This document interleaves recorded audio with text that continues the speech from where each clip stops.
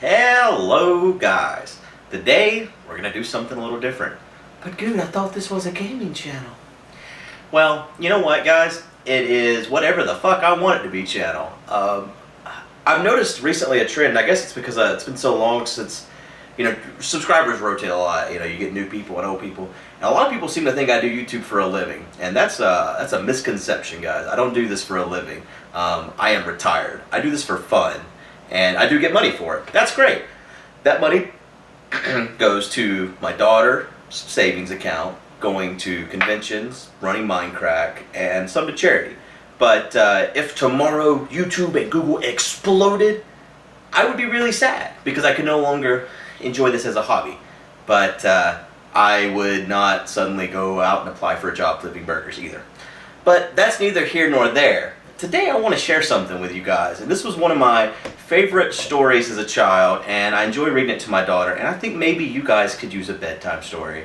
I know that you guys aren't 3, even though some of you sometimes act like it, but I'm guilty of being a little immature from time to time too. I mean, that's why I play video games, right? But I really enjoy the message in these particular stories. This is not a story that got read to me when I was a kid, but I did have it on VHS, and I used to watch the first 2 stories in this book religiously on VHS all the time, and they've always stuck with me, especially the second story. So tonight, this is a video of Guude reading Dr. Seuss to you. I hope you enjoy. I read this book a lot. So, this is the story of the Sneetches and other stories. Make sure we're good in frame here for the GoPro. Alright, now, the Starbelly Sneetches had bellies with stars. The Plainbelly Sneetches had none upon theirs. Those stars weren't so big, they really were so small, you might think that such a thing really wouldn't matter at all. But because they had stars, all the Starbelly Sneetches would brag. We're the best kind of Sneetches on the beaches. With their snoots in the air, they would sniff and they would snort. We'll have nothing to do with the plain-belly sort. And whenever they met some, when they were out walking, they'd hike right past them without even talking. When the Starbelly children went out to play ball, could the plain-belly children get in the game? No, not at all. Could they play if their bellies had stars? You could only play if your bellies had stars, and the plain-belly children had none upon theirs. When the Starbelly Sneetches had Frankfurter roasts, or picnics, or parties, or marshmallow toasts, they never invited the Plainbelly Sneetches. They left them out cold in the dark of the beaches. They kept them away, never let them come near, and that's how they treated them year after year. Then one day it seems, while the Plainbelly Sneetches were moping and doping alone on the beaches, just sitting there wishing their bellies had stars, a stranger zipped up in the strangest of cars.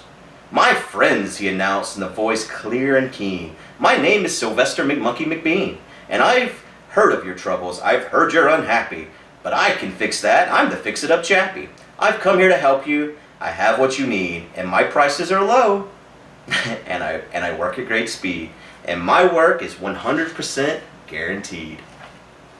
Then quickly Sylvester McMonkey McBean put together a very peculiar machine, and he said, "You want stars like the Starbelly Sneetch, my friends? You can have them for just $3 each. Just pay me your money and hop right aboard." So they clambered inside, and the big machine roared, and it clonked, and it bonked, and it jerked, and it burped. And it bopped them about, but the thing really worked. When the Plainbelly Sneetches popped out, they had stars. They actually did. They had stars upon theirs. Then they yelled at the ones who'd stars from the start, "We're exactly like you. You can't tell us apart. We're all just the same now, you snooty old smarties, and now we can go to your Frankfurter parties." "Good grief," groaned the ones who had stars at the first. "We're still the best Sneetches, and you are the worst. But now, how in the world will we know?" They all frowned. "If which kind is what, and the other way around."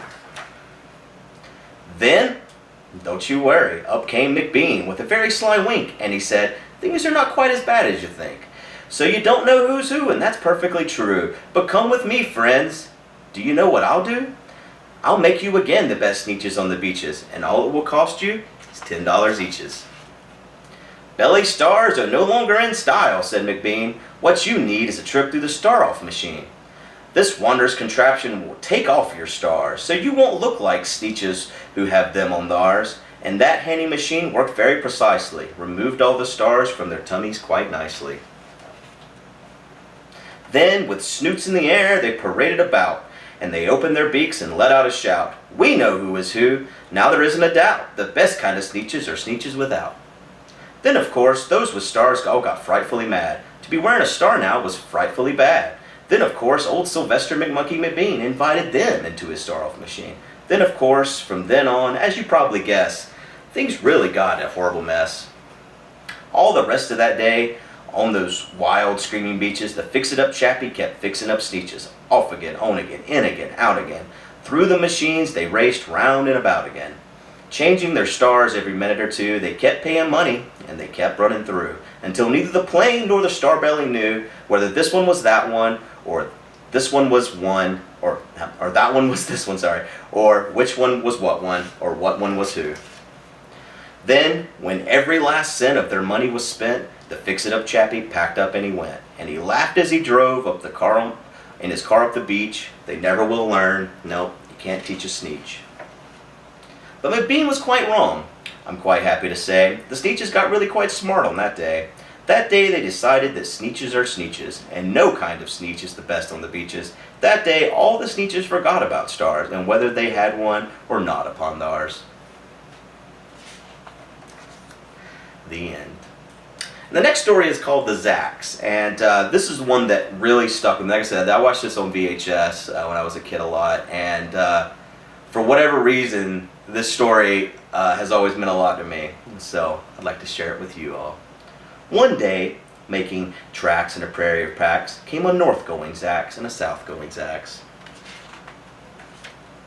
And what happened that both of them come to a place where they bumped? There they stood, foot to foot, face to face.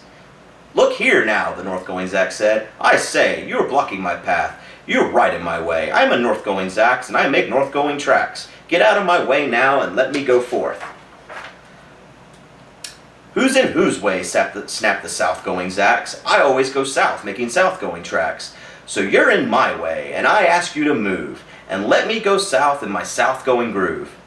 Then the north-going Zacks puffed out his chest, up with pride. I never, he said, take a step to one side, and I'll prove to you that I won't change my ways if I have to keep standing here for 59 days.